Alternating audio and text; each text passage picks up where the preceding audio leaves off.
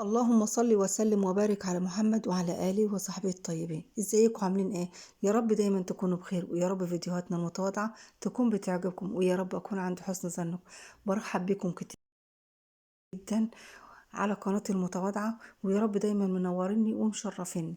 النهاردة بإذن الله هنعمل العجة المصري والعيش القمح الفلاحي الجميل اللي طالع من السخن من الفرن سخن بيضحك.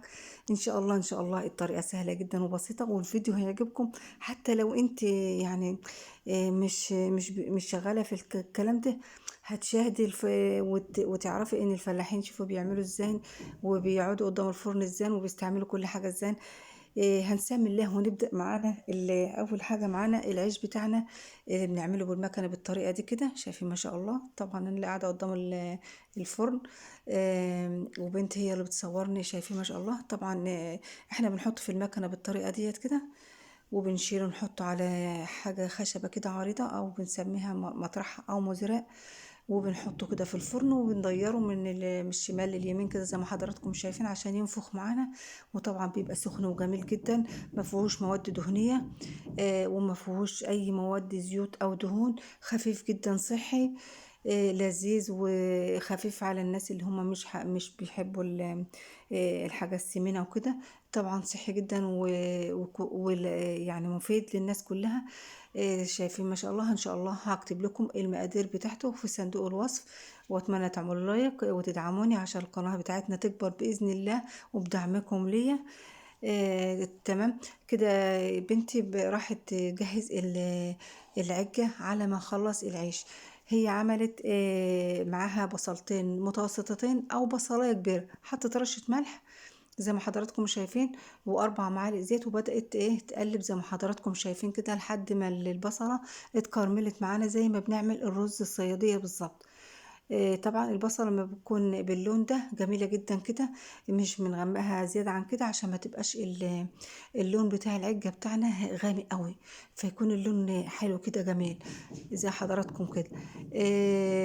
شايفين ما شاء الله. معايا كوباية من المية هحطها واسيبها تغلي وتبرد. يعني مش هحط الدقيق او البيض عليها وهي سخنة كده، هستنى لحد ما تهدى معانا. وطبعا دلوقتي احنا خلصنا الخبيز بتاعنا في الفرن، وحطيت تلات معالق او معلقتين كبار من الزيت في الصينية، وحطهم في الفرن يسخنوا كويس جدا.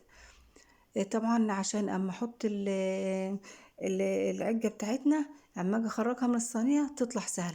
معايا 4 بيضات بدرجة الغرفة او من التلاجة، مش فرق خالص. ومعايا رشة ملح، رشة ونص معلقة كمون، ورشة بسم الله الرحمن صودا، بيكنج صودا او بيكربوناتو، وربع معلقة بودر. تمام. حطيت خلطتهم كويس كده، وحطيتهم بقى على البصل بتاعي بالمية اللي هو برد مش سخن. تمام. بارد. وحطيت الخضار بتاعنا. معانا ربطة من الخضار المشكل، كزبرة على بقدونس، ومعايا بقى مع كوبايتين من الدقيق نخلاهم كويس جدا. وبدأت احط بقى شوية بشوية، مش احط الدقيق كله مرة واحدة، لا احط حبة بحبة عشان الخليط بتاع السائل ما يتقلش معايا قوي وتبقى مكتومة، او يبقى خفيف او تبقى سايطة كده. تمام. زي ما حضراتكم شايفين، الناس اللي هي محترفة والناس الفلاحين يعرفوا الحاجات دي كويس جدا. طبعا لذيذة جدا وطعمها تحفة، وهي طالعة من الفرن سخنة كده بالعيش بتاعنا الجميل ده القمح. اللهم بارك يا رب، بألف هنا وشفا على قلوبكم كلكم. بسم الله ما شاء الله. طلعت معانا من الفرن وقطعتها قطعيات، وطعمها جميل جدا جدا جدا. أتمنى تعملوا لايك.